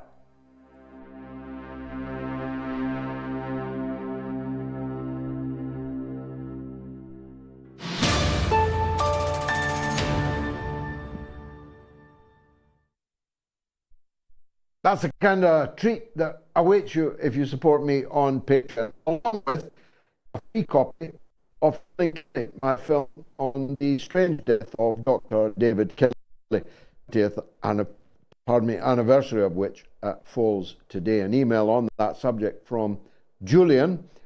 George, can you do a whole program on the killing of David Kelly? And as for the proxy war in Ukraine, I believe that war is lost. And the only reason it's carrying on is so arms manufacturers can make a fortune in ill-gotten gains. Keep up the fight, George, and never give up. Best regards, Julian. Thank you, Julian. I certainly will never give up as long as God gives me breath, and after me, my 6 children. Let's go to the lines. Kevin in Suffolk on Blair. Go ahead, Kevin. Say your piece. Hi. I won't ask you how you are, George. So just quickly, before I go on to that, your guests have been excellent tonight, and the topic that Lionel was talking about reminded me of a film called The Forbin Project, which I don't know if you're familiar with it, but it dates from the mid-60s, I think, and it touches on this subject of, basically a supercomputer, a super brain. Anyway. Right. So with regard to Blair, I agree. I was prompted to call by your monologue at the beginning, and I agree that basically what happened with the Blair government was really the unraveling of this country. And I think to some extent the same is true in America with the Clintons, more Hillary than Bill. But and what it was the revolutionary students of the late 60s coming to power, taking office. And the whole problem with governance in the West is because these people have a project that they know does not have popular support. There is no popular mandate for what they're doing, either in terms of immigration or the EU. And our politics in this country is absolutely corrupted by the EU. I mean, you know, the Brexit. I mean, Brexit has been defeated. We're going to end up back in at some point. My general question was an optimistic one. I mean, that's obviously where we are. But if we can get past this, if we can reassert democracy, real democracy, you know, if we can get back to something approximating government of the people, for the people, by the people, etc., etc., what would it take to get there? This is my question. What do you think it's going to take to get there?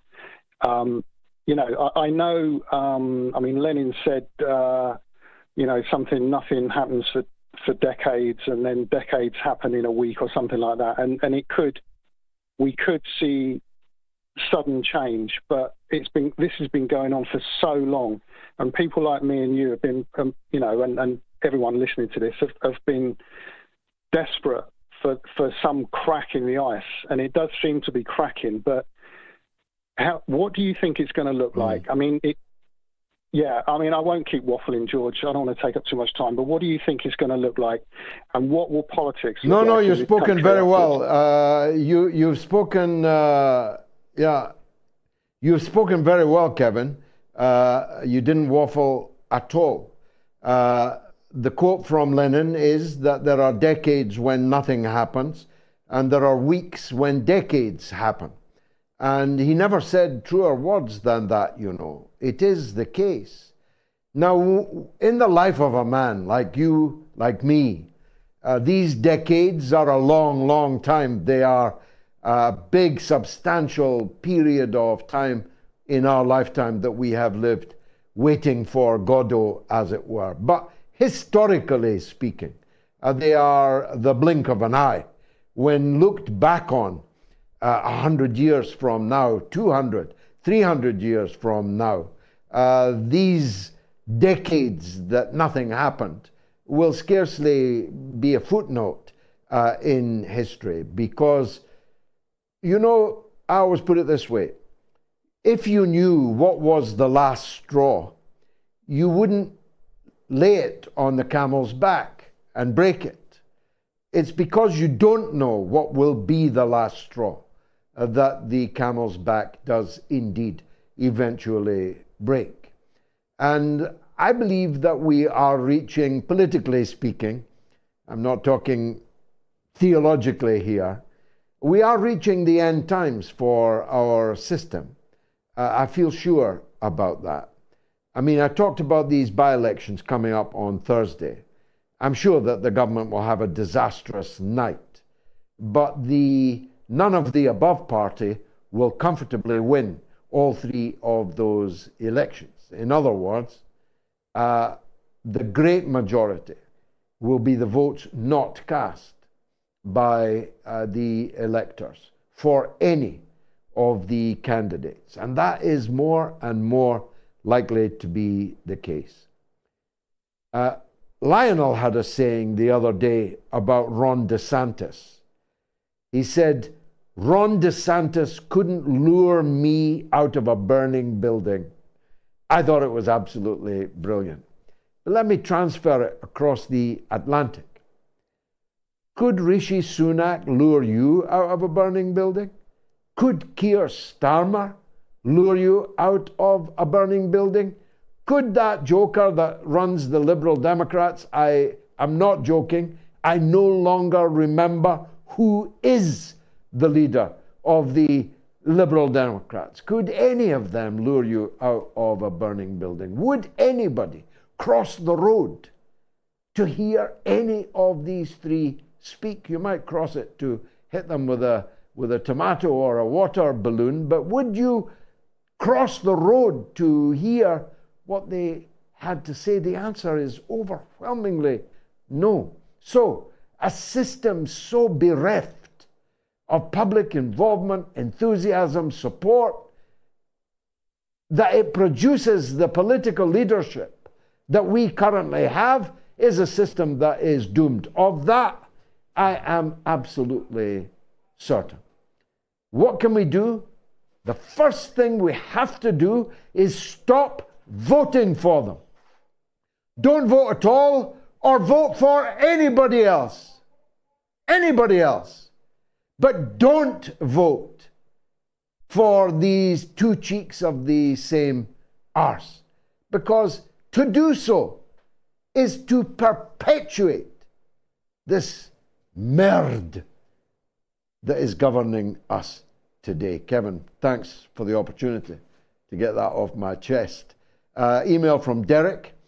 George, what do you think will happen if the US pulled out of Ukraine? Do you think our government would just carry on? Well, I almost hope so, Derek, but I don't actually think so. Thomas is in Munich, wants to talk about the German economy. Thomas, just say your piece. Go ahead.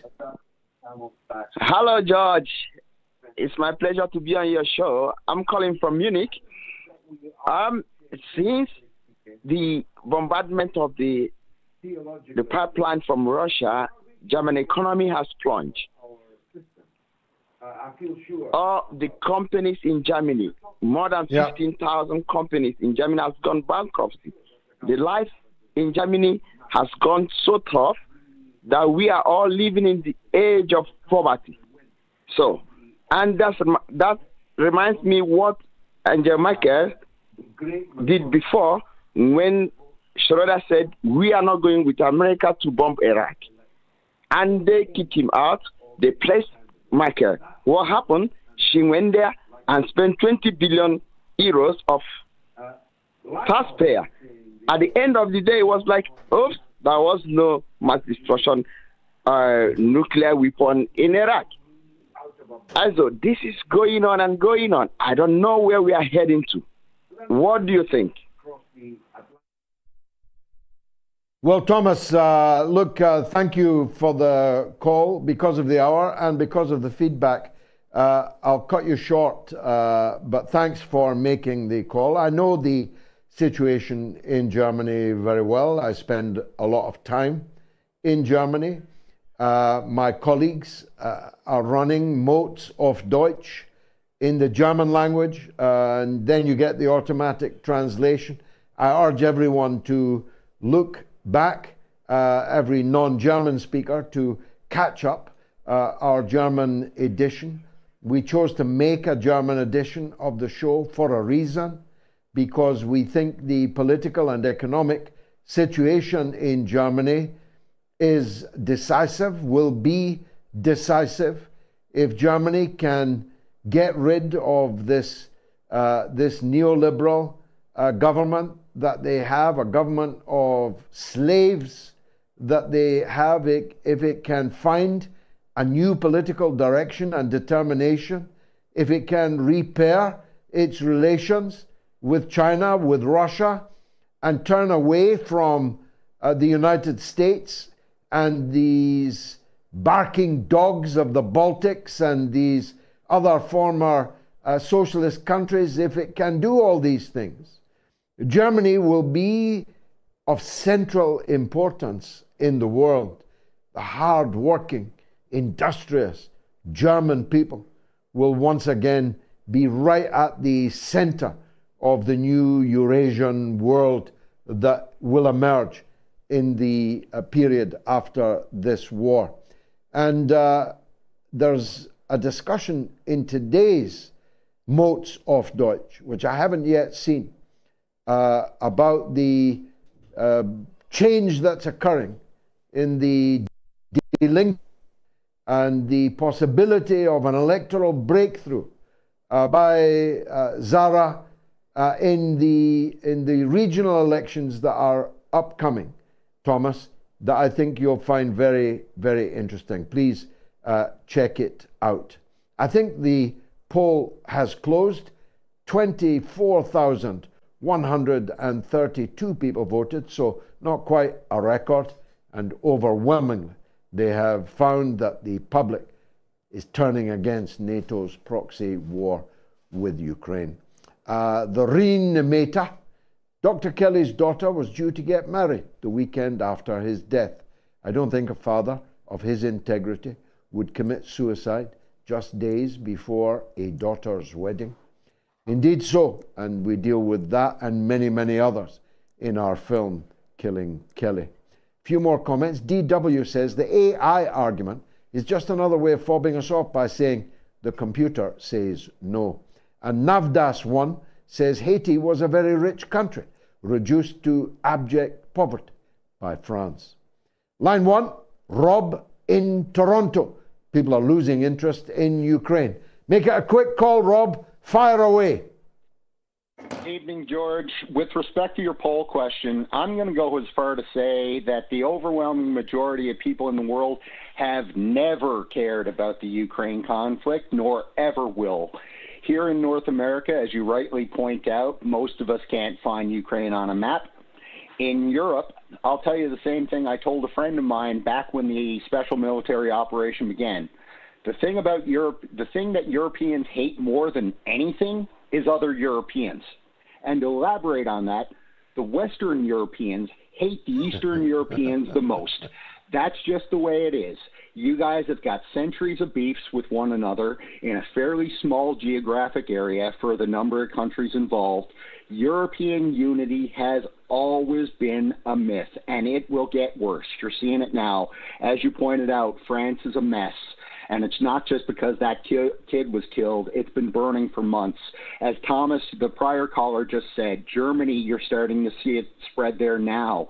I just heard Annalena Baerbock just this morning lecturing Germans who were complaining about not being able to afford a holiday. She was blaming it on the Russians, and she was telling them that, you know, it's not right for them to complain about not having a holiday when the Ukrainians are suffering. This was Baerbock lecturing Germans once again. This is all going to blow up on them. That's why you're seeing the rise of the AfD. And I think that even Biden, did you watch the press conference at the Vilnius summit? He basically said, Ukraine, you got what you're going to get. Go make a silk purse out of a sow's ear and see what you can do with it. If you read between the lines, that's basically what he was saying. I think that the West, you're going to see a narrative switch on Ukraine. It'll be in the background, but it won't be in the forefront. That's my thought on it. Well, that's the best call of the night, Rob. I'm glad that you made it. Unless this next one tops it, it's Chris Lee and in Earthlingborough in England, who loves the show, I'm glad to say. Chris, go ahead. Say your piece.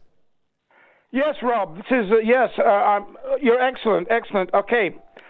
The main problem, I see it, is that the Ukraine, while it is a problem, is actually a symptom of a much deeper problem. And that problem really, unfortunately, emanates from a place called the United States, because when the United States, starts to slide financially, as anybody who's ever read any history books can easily ascertain, it's not like it's been made up, then major wars begin. And the longer they keep going, the more profits. We've no idea how much money disappears in the middle of those wars.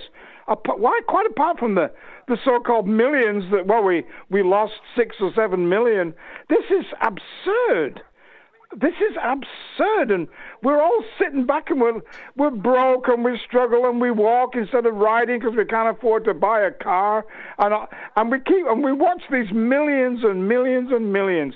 George, we need help. We all need help, and I think you're wonderful because you're trying to do that.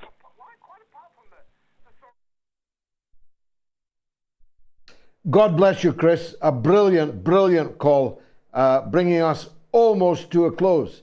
It would have brought us to a close, but a legend has appeared on the line, and I have to take the legend that is Norma in Bristol. Go ahead, Norma. Hello, George. It's only about Haiti. That chap, Jimmy from New York, I think his name was, he was quite desperate about the situation there. And you know the Women's World Cup football is coming on, and England play Haiti on Saturday, who we should beat. But do you think that the presenters have got any knowledge of the situation of unrest there? I mean, probably not, but he sounded so desperate, and these facts do need to be heard for the public to understand, don't you think?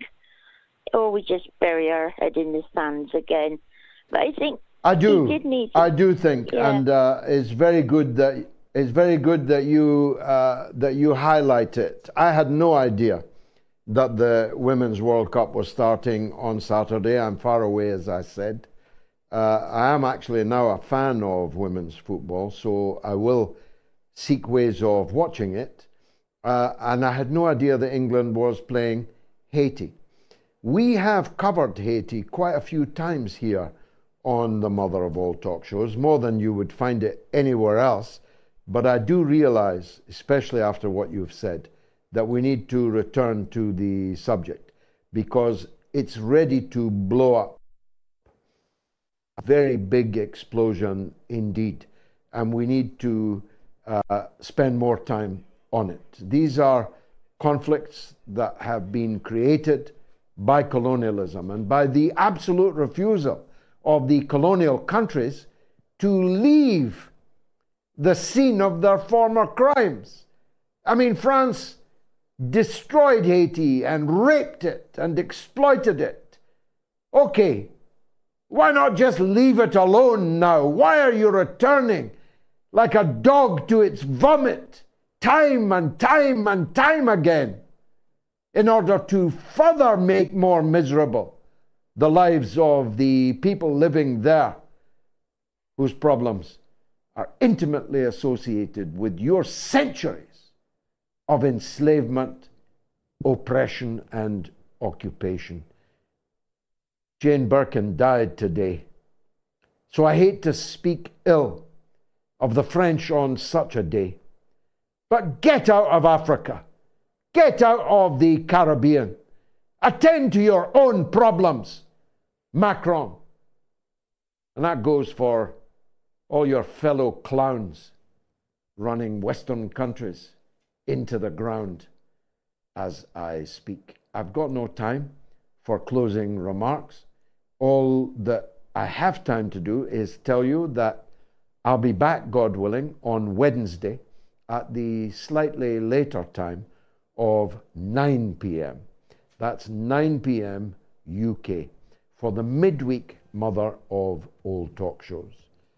Well over 1 million people are watching the Mother of All Talk Shows every week. But it's short of 2 million. Shorter still of 3 million. People ask me how things are going to change. Only when millions are watching this show. Spread the word.